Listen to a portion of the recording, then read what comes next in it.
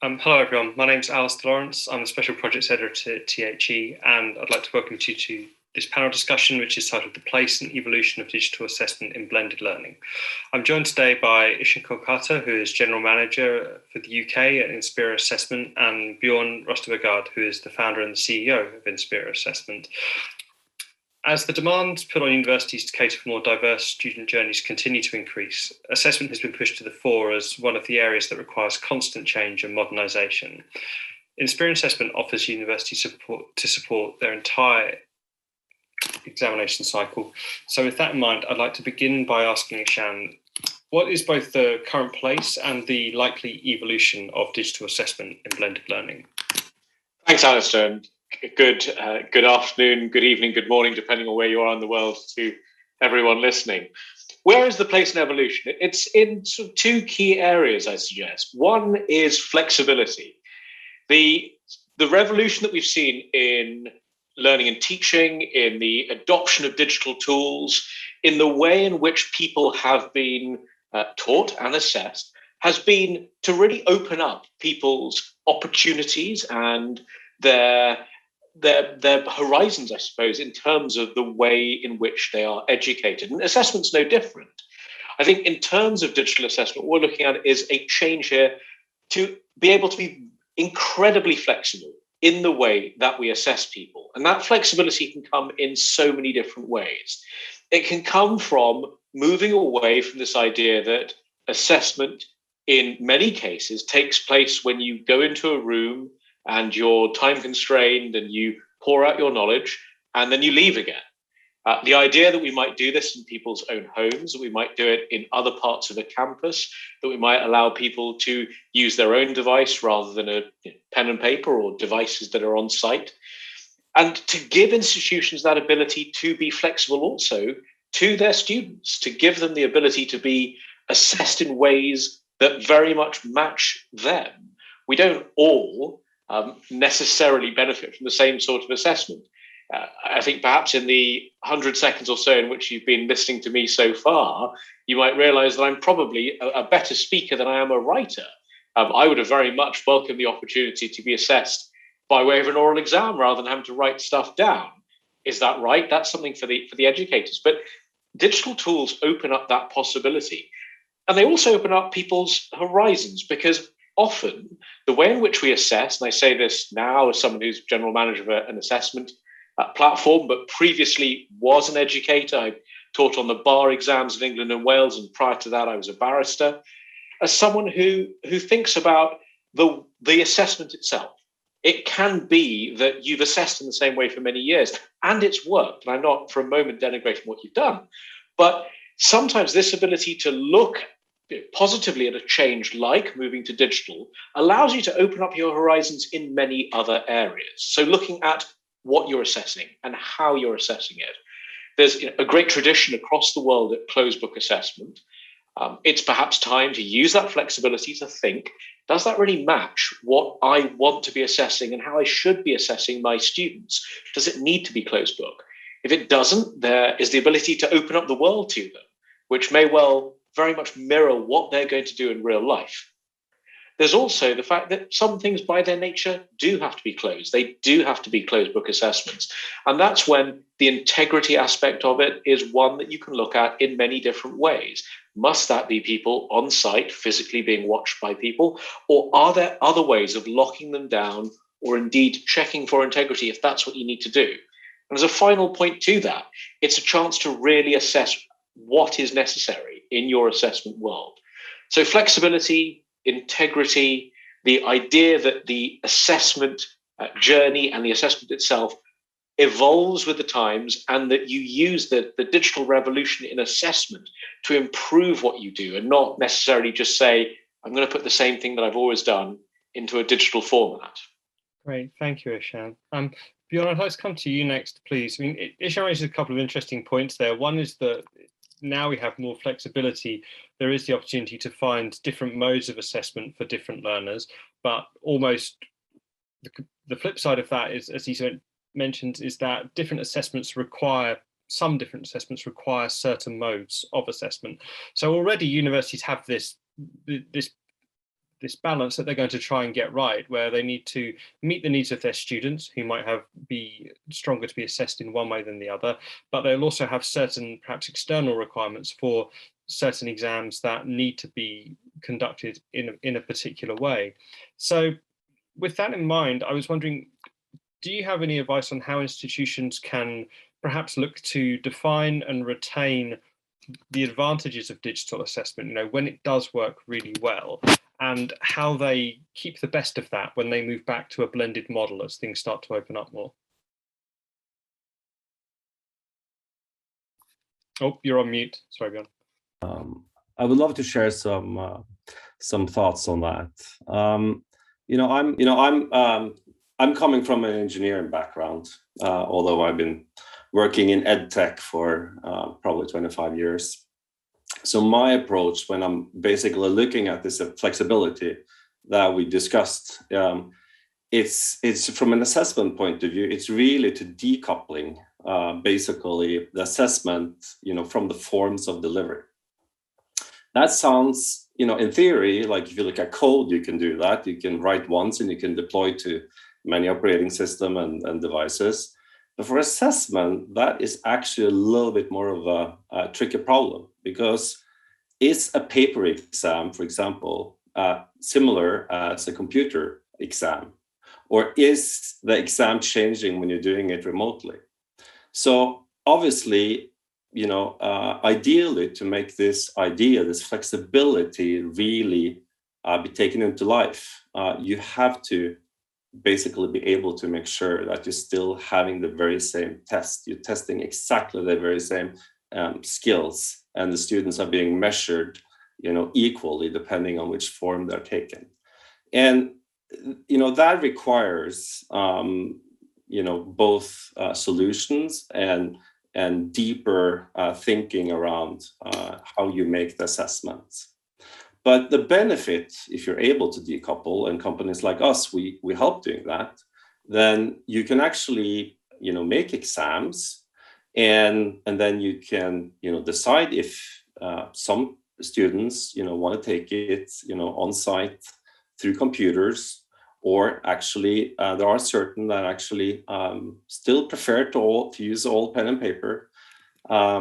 Or you can open up, for more remote exams where they can either do it live, to have that kind of integrity, to have the human proctor there, or for those that actually are not able to fit in within a scheduled, event calendar, that they can do it asynchronously, and where it's maybe open book exam, as Ishan kind of said, or if it's a closed book, it's maybe being proctored automatically.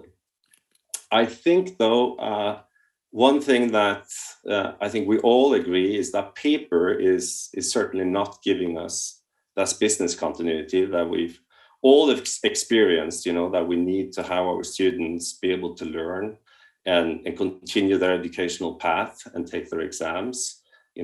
Paper doesn't give us any cover. But I think the bigger driver for this flexibility is actually coming from a much deeper movement.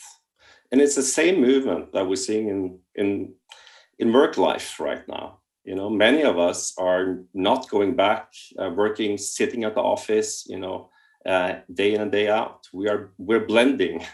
We're blending our work and private life to optimize time in a better way.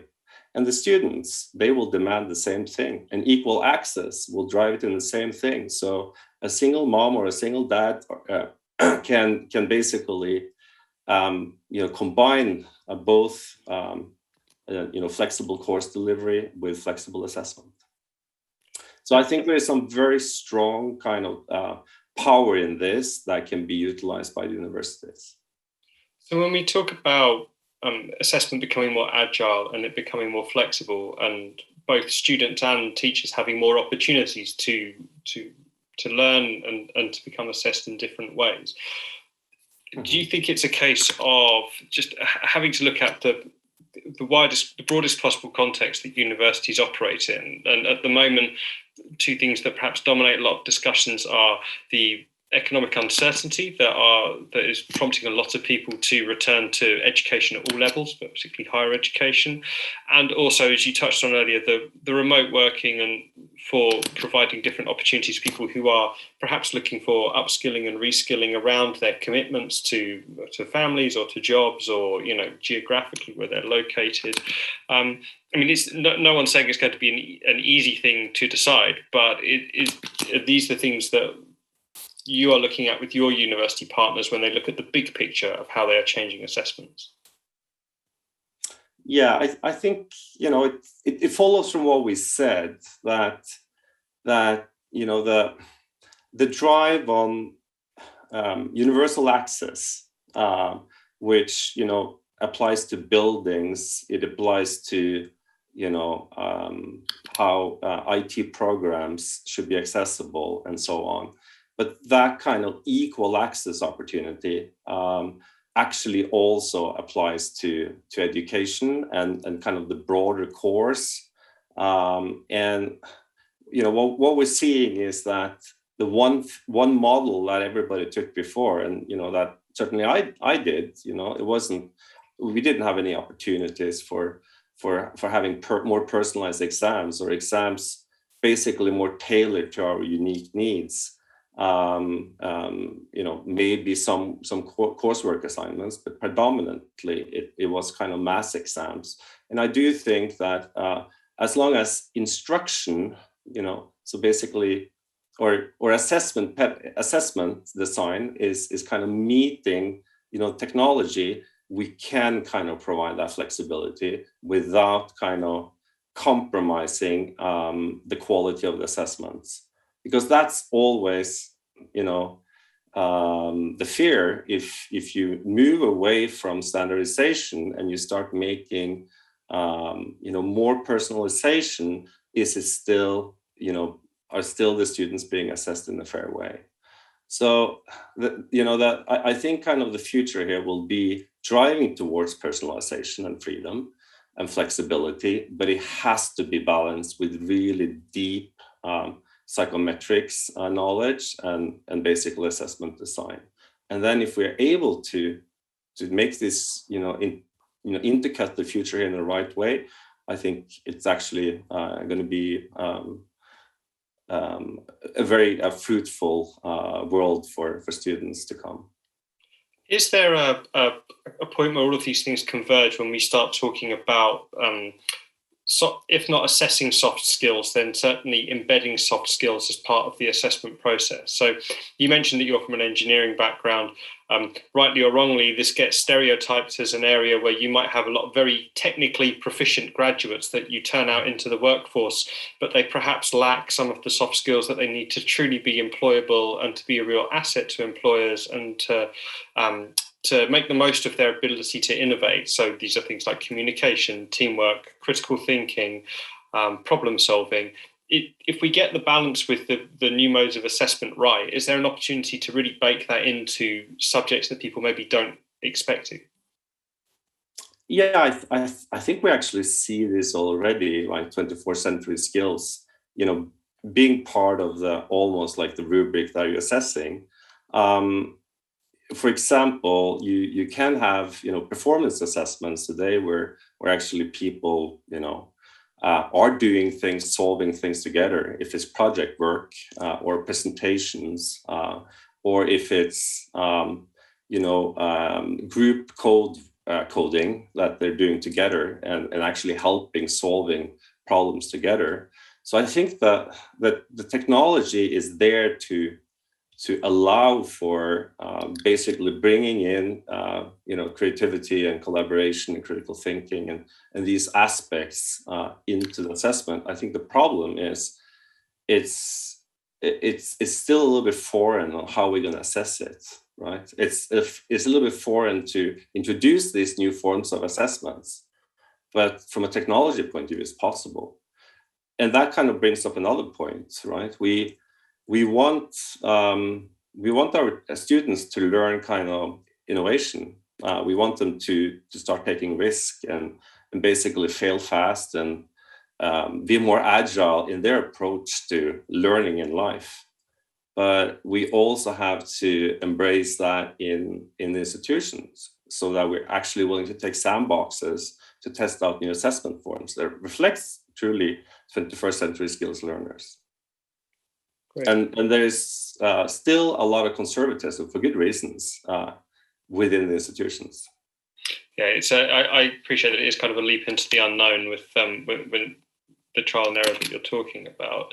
To one of the points that you made earlier, I'd just like to come over to Ishan to ask about meeting the needs for access. And access is not just an issue that limits some students, but it can also limit staff members as well. So when we're talking about delivering digital assessment, I mean, what are some of the challenges that you're dealing with when you have conversations with your university partners about solving the problem of access for staff and students? I think, Alistair, it's important to think about the two different forms of access that we have operating here. Let's talk about the one that probably comes up first when we think about access, and that's people who have specific requirements that they need fulfilled in order for them to be taught or assessed. So, for example, people who may need a screen reader, or to use a magnifier, or to use a speech-to-text application of some sort. It's of course important that any form of assessment that you have is capable of dealing with that. And indeed, the move to digital is perhaps a smaller jump in many ways, because in the sort of pre-digital world where everyone was being assessed digitally, where most people were on pen and paper, you would use a computer in order to fulfill those needs. You couldn't necessarily do text-to-speech from a written paper. You'd probably use a computer. So making sure that you are still able to do that is important. I think we've lost Ishan there, which was one of the perils of live broadcast. I'll just wait for his connection to come back online. But Bjorn, in the meantime, I was wondering if you could just pick up on that in terms of the problems with access that Ishan's articulating, and that now these new tools exist. Are there certain technological problems that Inspera is addressing so that people can actually use the formats that you provide in order to increase access to staff and students who might previously have had difficulties accessing online assessment? Mm-hmm. Yeah, I can speak to kind of the student side of it.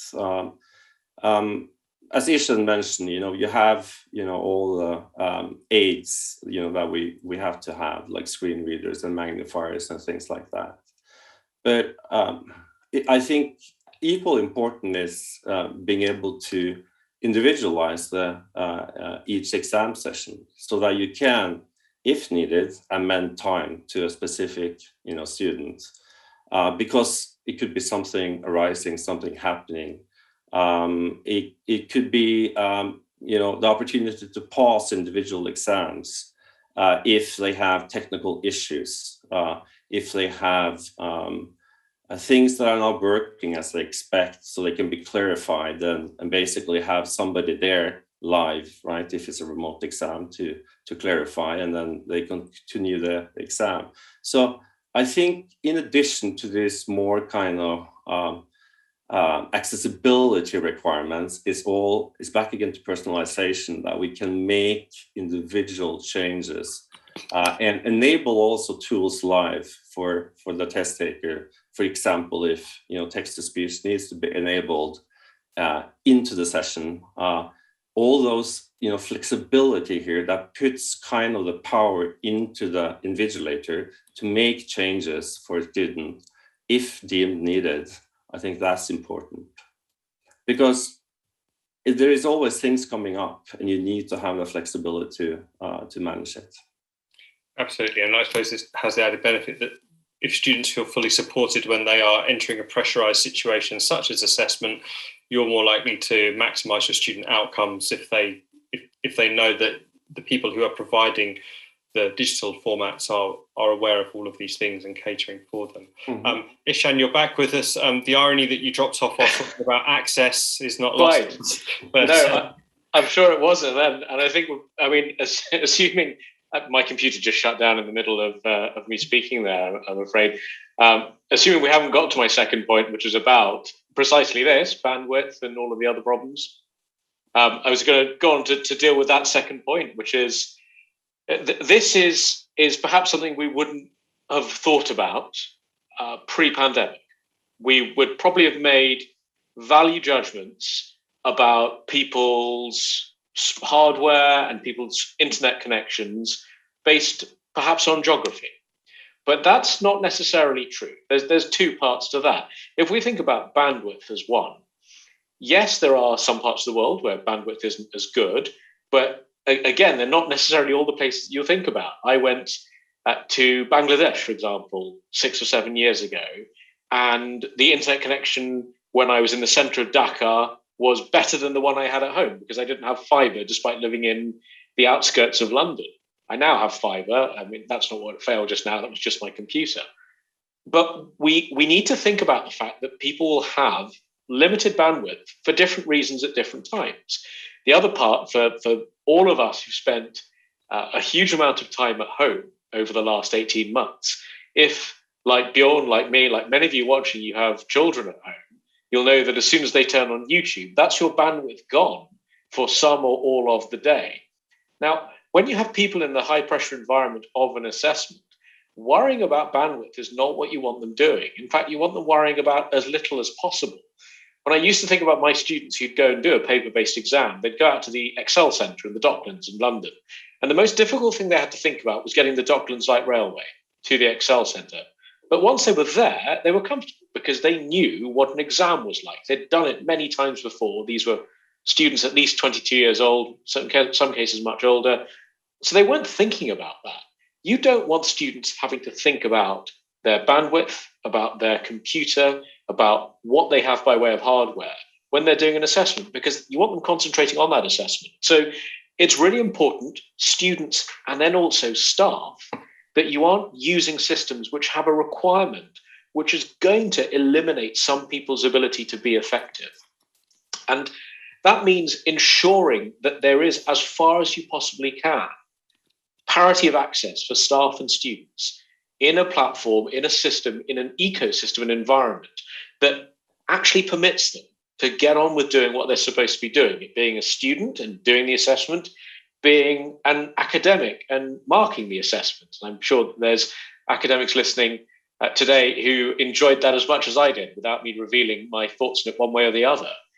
You don't want that to be a problem. And that is part of access too, as much as it is color contrast, screen readers, as it is people's ability to use text-to-speech, speech-to-text, all of those other parts. Accessibility is at the heart of it, the ability for the human to be able to interact with the system in the way that they should. And that's got to be a really important factor when deciding how you're going to do this, because if you do all the stuff that Bjorn talked about just now, you improve your assessments, you make them really what they could be in this world with digital tools. There's no use if people can't actually get to them in the first place. Great, thank you, Rich. And to pick up on that point about professional assessments in particular, I'd like to come back to Bjorn just to ask about where digital assessment fits in the broader landscape of lifelong learning. Because, I mean, already in countries like Australia, micro-credentials have become part of policy there. In the UK, we have the Skills Bill, which is emerging, which will, the general idea of powering it is the same, is that it enables people to upskill and reskill throughout their lives.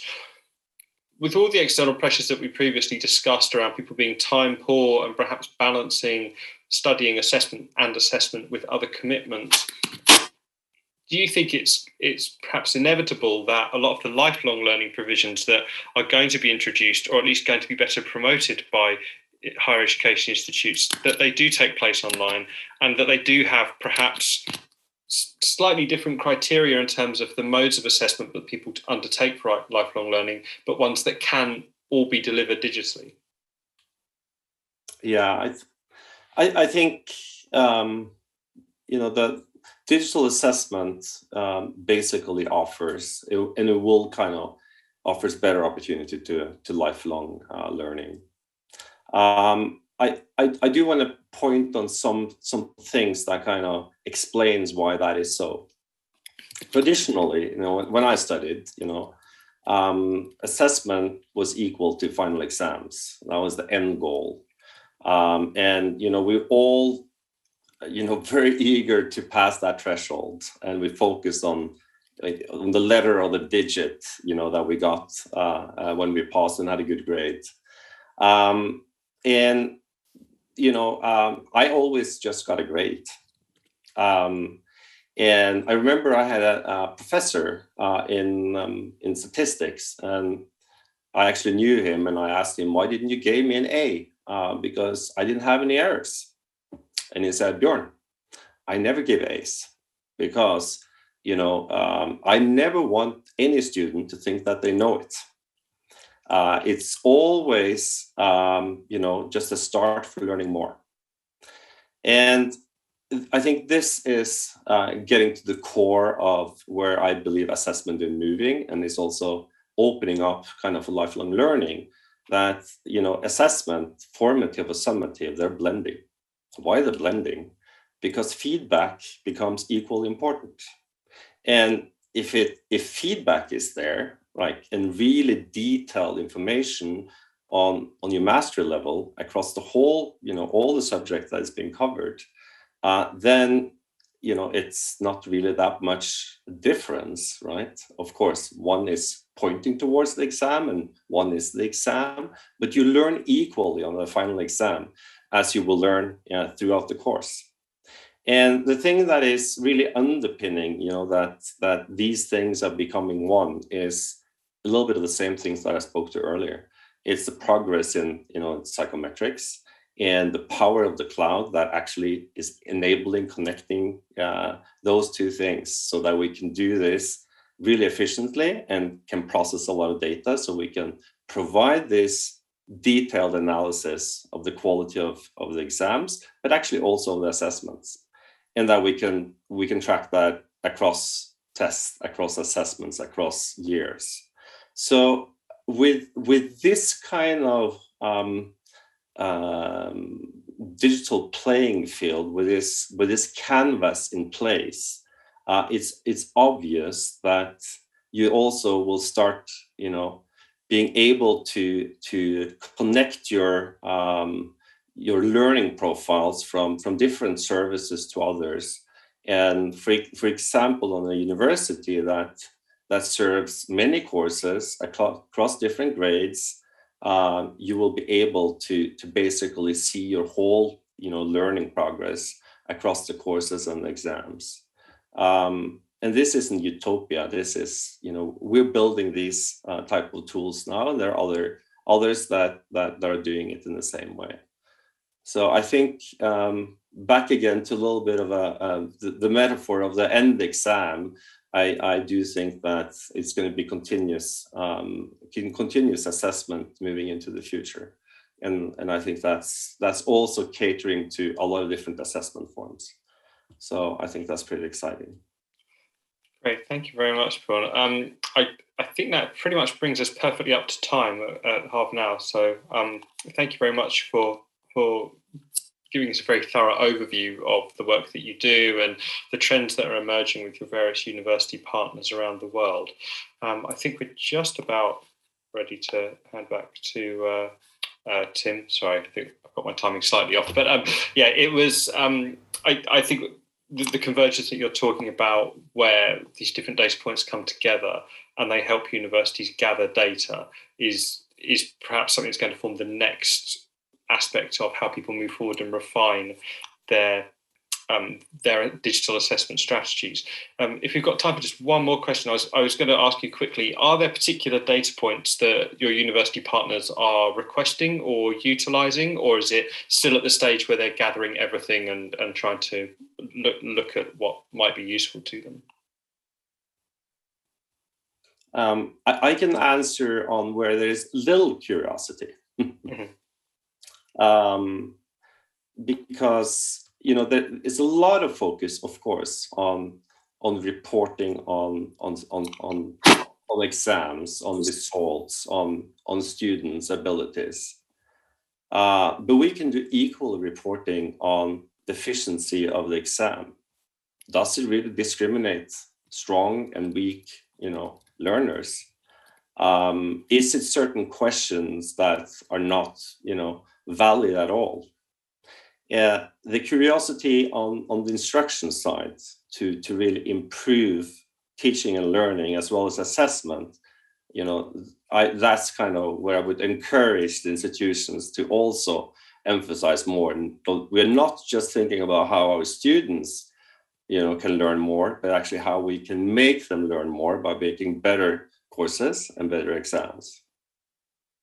And with something like this, is it going to be are people approaching it as sort of a long-term project in terms of how long are they looking to gather the data over? Is it the life cycle of an academic year, or is it something that they are looking at various points over a 12-month period?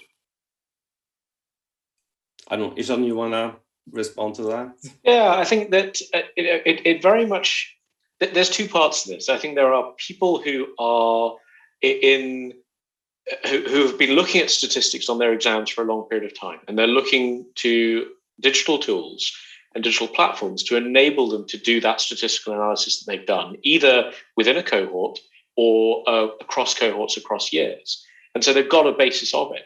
I think there's others who are curious to see what statistics they could get out of a platform. I think the other part to this, as we talk about accessibility, as we talk about what the future is that I think there's an appetite from students for these statistics to be collated if there's also that sort of reciprocal transparency and openness of saying, you can have them too.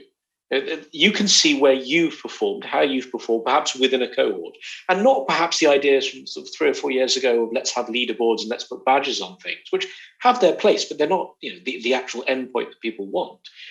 Giving students that access, giving them that empowerment and transparency assists them because they can see how they've performed on a test, how they've performed historically, how they've performed against others. And as long as it comes with the right narrative, because statistics by themselves are always meaningless, if they come with the right narrative from experienced educators who can explain what they mean and what they could potentially mean for a student, then yeah, there's a great power in that. And there are universities who are actively looking at harnessing what they can get from the platform in order to tell that story, really remembering that the statistics are only part one. It's their ability to build a narrative around them that is the important aspect to it.